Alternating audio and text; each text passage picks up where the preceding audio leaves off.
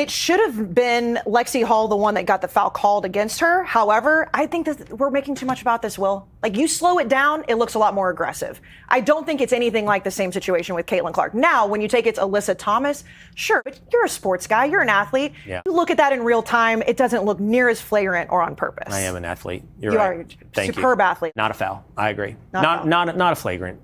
No. This is a story about Caitlin Clark, which has now made its ways into the halls of Congress, and it's a problem in the WNBA, but this is not part of that problem. This play is not part of that policy. We need to have a very serious conversation about what happened during Thursday night's Indiana Fever versus Phoenix Mercury game, because an incident occurred that went largely unnoticed in the immediate post-game coverage due to everything else simultaneously surrounding this franchise. It went unnoticed, that is, until major international news outlets picked it up and placed it directly in front of a global audience that is now watching this situation with the kind of sustained attention that the WNBA's institutional leadership cannot continue to manage through silence and minimal disciplinary responses. Alyssa Thomas elbowed Lexie Hall in the face during that game. Let that register completely before moving forward. Less than 2 weeks after the incident involving Caitlin Clark, where Thomas made closed-fist contact with Clark's throat that resulted in a one-game suspension, Thomas was involved in another violent on-court incident during the very next matchup between these two teams. I think it's jealousy for how great she is at the game, how she has revolutionized the sport, really not just of women's basketball, but how she has revolutionized women's sports. She was the queen of the WNBA before she ever set foot on a WNBA court, and I think they really hate her for it. It would be hard-pressed to find an organization more dedicated to self-imploding than the WNBA. Here's what I'll say about Caitlin Clark. She is the golden goose of the WNBA, and they will not accept it. Is it because she's white? Maybe. Is it because she's straight? Maybe. I actually just think, Brian, that it's just jealousy all around. Now, I think that Caitlin Clark was the queen of the WNBA before she ever even played a game. She is a generational talent that revolutionized the game of basketball, who also happens to be white and straight. And that is why they hate her. She sells out arenas. When Caitlin Clark was injured last season, national WNBA viewership dropped over 50%. You remove her entirely, and the league goes back to ground zero, where it started before she arrived. It would be hard-pressed to find an organization more dedicated to self-imploding than the WNBA. Here's what I said entirely, and the league goes back to ground zero, where it started before she arrived. This time, the Indiana Fever player on the receiving end was Lexie Hall, who took a vicious elbow to the face that left her visibly bleeding from the nose. And this time, Thomas was caught on camera appearing to laugh in the immediate aftermath. This is not interpretation. This is documented. The footage exists. The contact is visible. The reaction on Thomas's face in the moments following the elbow is captured clearly enough that major international outlets, including the Daily Mail, published the images alongside their reporting. A player takes an elbow to the face, starts bleeding, and the player who delivered the contact responds with visible amusement. The original incident involving Clark occurred on June 24th. It generated national news coverage, congressional involvement, international media attention, and a one-game suspension that the overwhelming majority of observers characterized as deeply insufficient given the severity and the visibility of what transpired. The institutional response from the league was minimal. The messaging from the commissioner's office was inadequate. Yeah, I mean, I think we just got to keep thinking about the next play. Some of the calls we can't control, I'm included in that.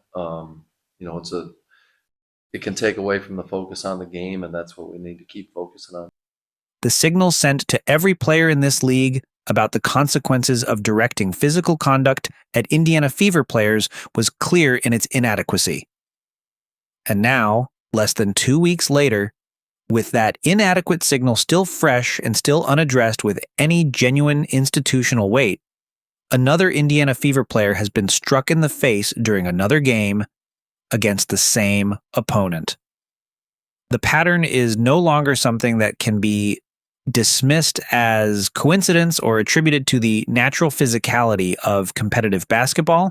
It is a documented pattern involving the same player directed at the same franchise within an extraordinarily compressed time frame. The argument that demands to be made is that the league's response to the Clark incident created an environment where the physical cost of targeting Indiana players remained low enough that the conduct continued without meaningful behavioral change. That is an institutional failure with real physical consequences for real athletes. Lexie Hall is one of the players that the Indiana Fever faithful have developed genuine affection and investment in alongside Caitlin Clark and Sophie Cunningham. She is part of the core that the fan base has organized around, traveled to see, and supported through everything this season has produced. Seeing her on the receiving end of an elbow that left her bleeding, against the backdrop of everything that has already happened to Clark, is not something the people watching this franchise are going to absorb quietly or accept as an unfortunate byproduct of competitive play. They should not have to. The congressional dimension of this story has become impossible to ignore at any level of the sports media landscape. 11 Republican members of Congress formally entered this situation by sending a letter to WNBA Commissioner Kathy Engelbert demanding accountability for what they characterized as multiple attacks on Caitlin Clark. That letter was not a symbolic gesture. It was a formal institutional communication from elected federal officials to the leadership of a professional sports organization, demanding specific accountability for specific documented conduct. That letter was already public record and circulating as context when Thursday's game was played. 11 members of Congress had formally demanded accountability. And during that same game, another Indiana Fever player was struck in the face in an incident that has now been picked up by major international outlets and placed in front of audiences far beyond the WNBA's existing fan base. The question of what the WNBA does next is not hypothetical.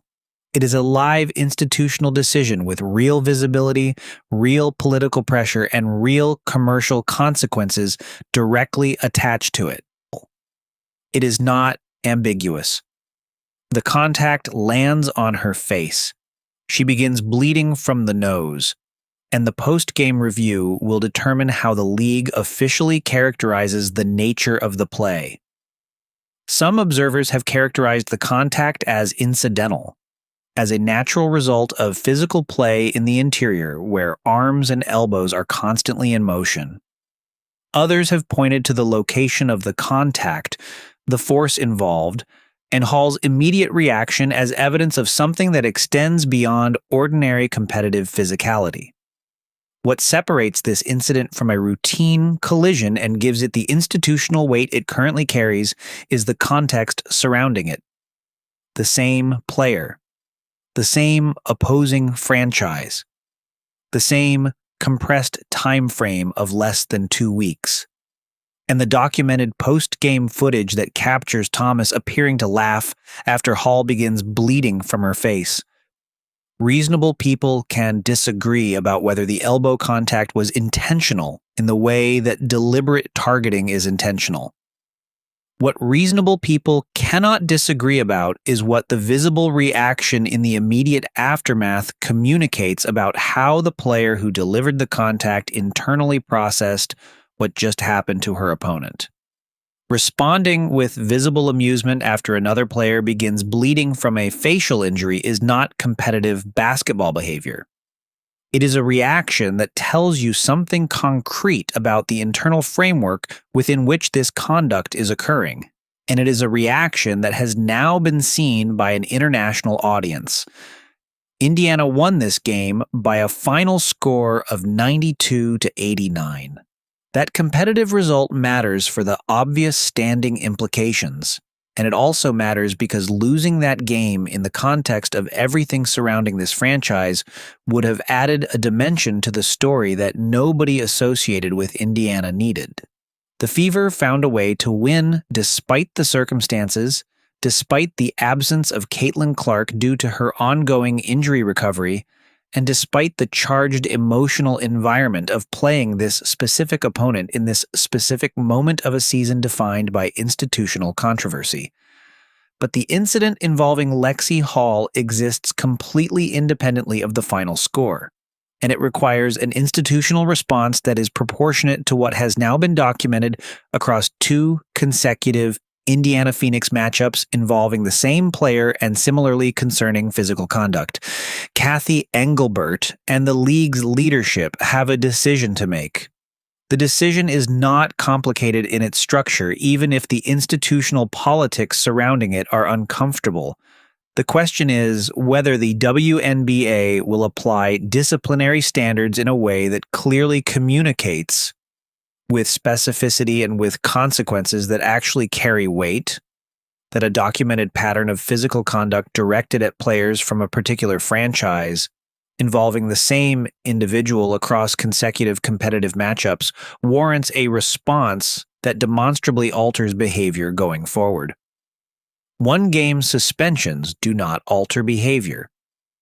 The evidence of that conclusion is now standing directly in front of the league's leadership in the form of another bleeding Indiana Fever player and another set of international headlines. The congressional letter demanding accountability is in the public record. The international media coverage placing this story before a global audience is ongoing and expanding. The footage of Lexie Hall bleeding from her nose while Thomas appears to laugh in the background is circulating across platforms at a volume that institutional messaging cannot contain. This situation demands a response that genuinely matches its scale. Not a carefully constructed press release designed to provide minimal accountability while managing public perception. A genuine, specific, transparent institutional response that explains exactly what standards govern conduct of this nature, what the consequences are for documented patterns of violations, and why the institutional framework that produced a one-game suspension in response to the original Clark incident was structured as it was. The fan base that has watched this entire season is not extending unlimited patience. They have absorbed the original Clark incident. They absorbed the inadequate suspension. They have absorbed the coaching controversies, the deployment failures, the boycotted games, and the congressional intervention. And now they are absorbing Lexie Hall bleeding from the nose while the same player who struck Clark appears to find it amusing. There is a limit to what an audience absorbs before it makes permanent decisions about its relationship with a product. That limit is visible in the distance. Indiana won on Thursday. Lexie Hall played through an incident that left her bleeding. The Fever showed genuine competitive resilience in a road environment charged with context, history, and institutional weight. Those facts deserve acknowledgement and genuine respect for what the players accomplished. And simultaneously, the WNBA has a serious documented escalating problem with how physical conduct involving the Indiana Fever is being managed at the institutional level. 11 members of Congress have formally said so in writing. International media have covered it extensively. The footage exists and continues to circulate. What the league does with this moment will define the standard it is willing to enforce when that standard is tested by the same conduct from the same player in consecutive competitive matchups. The answer to that question cannot be another one-game suspension. The evidence has already demonstrated exactly what that response produces the next time these teams share a basketball court. The pattern is documented. The footage is clear. The congressional attention is formal and on the record. The international media presence is sustained and growing. The institutional response needs to match what the documentation shows. Before the next game. Before the next incident. Before the next letter from elected officials or international headline forces this conversation into spaces where the WNBA has even less control over the narrative than it does right now. The time for an adequate response was after the first incident. The time for the second best response is immediately.